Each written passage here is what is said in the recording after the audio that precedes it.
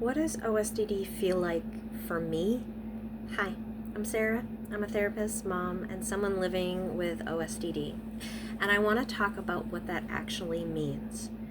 OSDD is one of the most commonly diagnosed dissociative disorders. That doesn't mean DID is rare.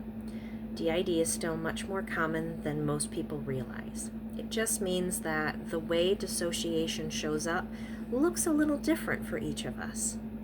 For me, having OSDD means I don't experience fully distinct, separate identities the way people with DID might.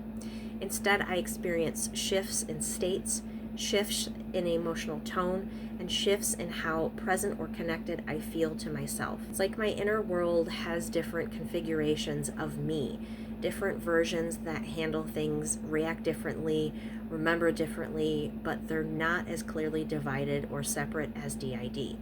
The boundaries are fuzzier, and sometimes I don't notice the change until afterwards. Memory can feel patchy, my sense of self feels fluid, and my internal experience can be layered, even when I look completely together on the outside. But here's the important part. Dissociative disorders are real, trauma-related, and far more common than most people ever talk about. Mine just happens to fall in the OSDD range. If you relate to this, or you're trying to understand your own experience with dissociation, you're not alone. I'm sharing my journey so that others don't have to feel lost in theirs.